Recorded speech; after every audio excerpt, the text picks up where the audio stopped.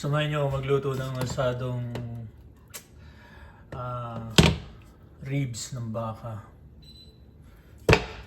Ngayon ang una natin gagawin palalambutin muna natin yung pressure cooker natin kasi matagal to.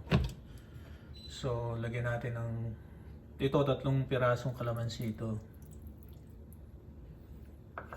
Tapos lagyan natin ng toyo, mga 2 tablespoon. And then lagyan na rin natin ng paminta.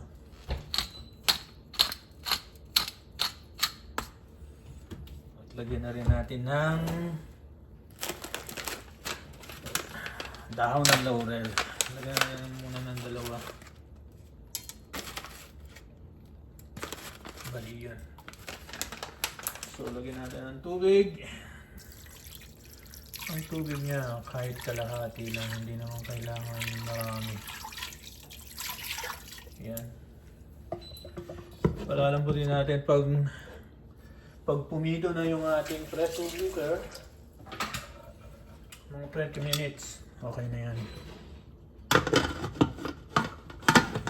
So pressure cooker ko, ano to,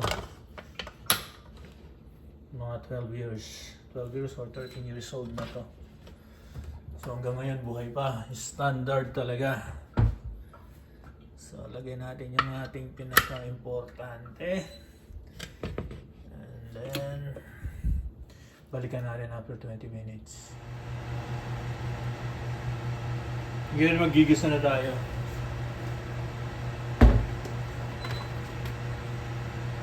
Hindi tayo na makika.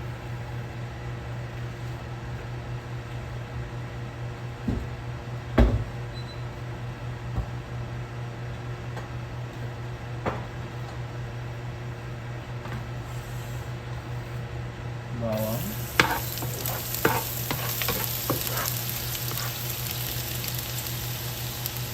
Sunod na natin yung ating sibuyas.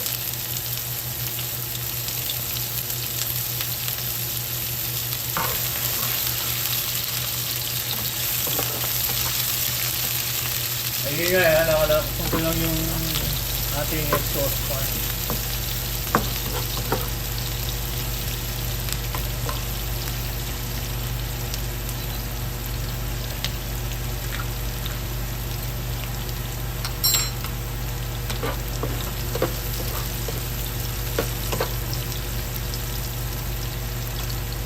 Sunod na natin yung ating tomato paste.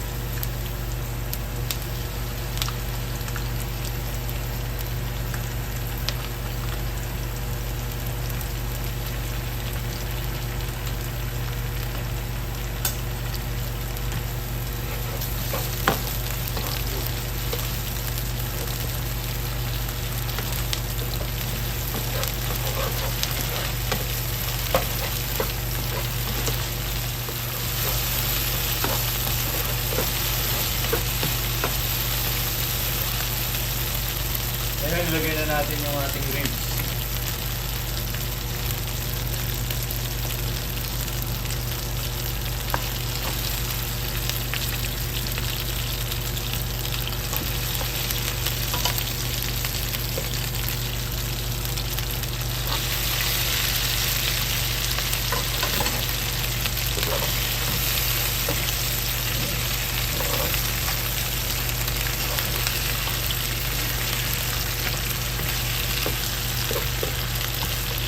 Tapos ibuhos natin yung pinagpakuluan.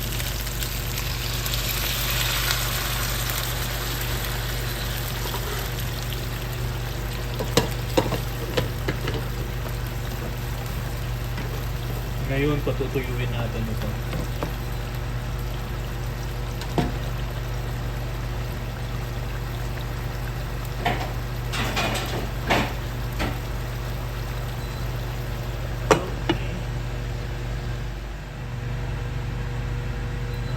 Check natin.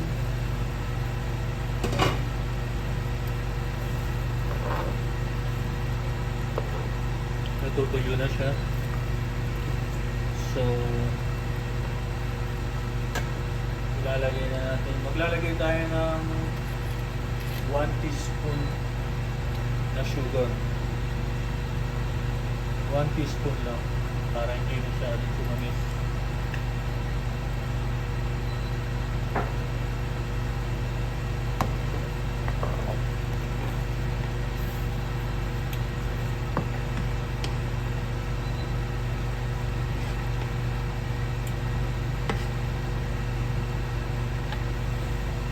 And then isunod na natin itong ating bell pepper.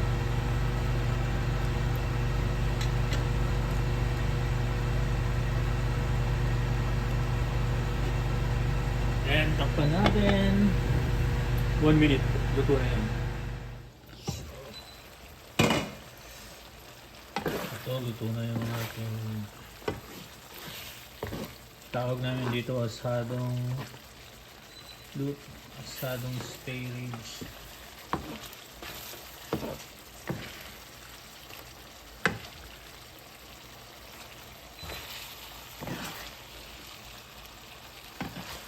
Okay, turn off. So, luto na.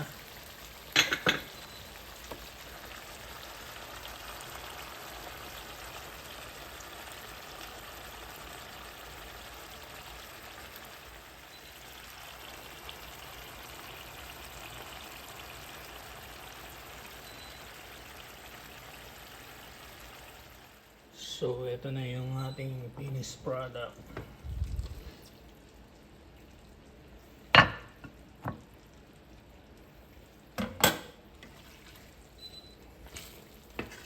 Lagyan natin ng sauce. Oops.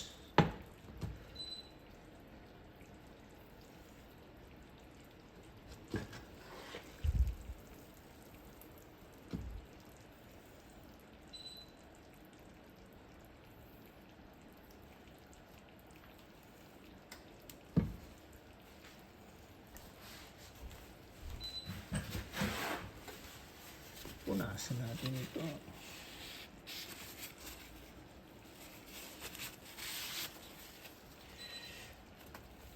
Okay.